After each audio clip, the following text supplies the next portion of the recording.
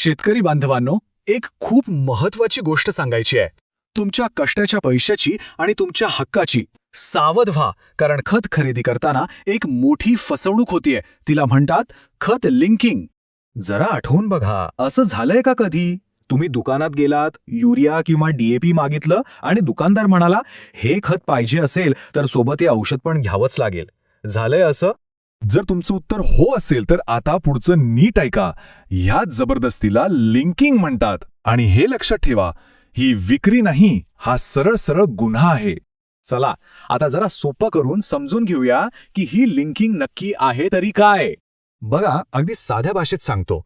जेव्हा तुम्ही युरिया किंवा डीएपी सारखं महत्वाचं खत घ्यायला जाता, तेव्हा दुकानदार तुम्हाला नको असलेलं दुसरं काहीतरी, म्हणजे एखादं कीटकनाशक किंवा टॉनिक घ्यायला भाग पाडतो. यालाच लिंकिंग असं म्हणतात. योग्य विक्री म्हणजे काय, तर तुम्हाला जे हवंय फक्त तेच तुम्ही विकत घेणार, हा तुमचा हक्क आहे. पण लिंकिंगमध्ये काय होतं, गरजेच्या खतासोबत नको असलेली वस्तू तुमच्या गळ्यात मारली जाते. हाच तर अन्याय आहे. आणि याचे धोके खूप आहेत. सगळ्यात पहिलं, तुमचा खर्च तो विनाकारण वाढतो. दुसरं, त्या अनावश्यक औषधाचा पिकावर चांगला नाही तर वाईट परिणामही होऊ शकतो. आणि तिसरी, सगळ्यात मोठी गोष्ट, तुमचा हक्क मारला जातोय. पण अजिबात घाबरू नका. या अन्यायाविरुद्ध तुम्ही एकटे नाही. आपला कायदा तुमच्या पाठीशी ठामपणे उभा आहे. हे नाव डोक्यात फिट करून ठेवा. अत्यावश्यक वस्तू कायदा 1955. ही तुमची ताकद आहे, तुमची ढाल आहे. आणि हा कायदा स्पष्टपणे सांगतो की कोणत्याही दुकानदाराला तुम्हाला कोणतीही वस्तू जबरदस्तीने विकण्याचा अधिकार नाही. अशी सक्तीची विक्री म्हणजे लिंकिंग, हा एक गंभीर गुन्हा आहे. मग अशा वेळी करायचं काय?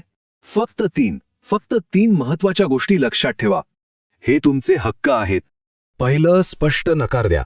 न घाबरता सांगा, मला फक्त खत पाहिजे, बाकी काही नको. दुसरं, पक्क बिल मागा, कारण बिल हाच तुमच्यासोबत झालेल्या अन्यायाचा सर्वात पक्का पुरावा आहे. आणि तिसरं, जर दुकानदार ऐकतच नसेल तर गप्प बसू नका, तक्रार करा. कुठे करायची तक्रार? तुम्ही तुमच्या जिल्ह्यातील जिल्हाधिकारी कार्यालयात, कृषी विभागाकडे किंवा तुमच्या जवळच्या पोलीस स्टेशनमध्ये जाऊन सुद्धा लेखी तक्रार देऊ शकता. आणि लक्षात ठेवा, तुमची तक्रार साधी नाहीये. जर दुकानदार दोषी आढळला तर त्याचा परवाना कायमचा रद्द होऊ शकतो. म्हणून अजिबात मागे हटू नका. शेतकऱ्याची खरी ताकद ही त्याच्या एकजुटीत आणि माहितीत आहे. माहितीचा आवाज बुलंद झालाच पाहिजे. हे वाक्य कधीच विसरू नका. हा देश तुमच्या घामावर चालतो, तुमच्या कष्टावर उभा आहे. मग तुमच्यावर अन्याय होत असेल तर शांत का बसायचं? म्हणून जागरूक बना. आपला हक्क काय आहे तो ओळखा आणि अन्यायाला वाचा फोडा. हा संदेश फक्त तुमच्यापुरतं मर्यादित ठेवू नका. तुमच्या गावातील, तुमच्या ओळखीतल्या प्रत्येक शेतकरी भावापर्यंत पोचवा. कारण एकीमध्येच बळ आहे. जेव्हा सगळे शेतकरी एकत्र येतील तेव्हाच ही फसवणूक थांबेल.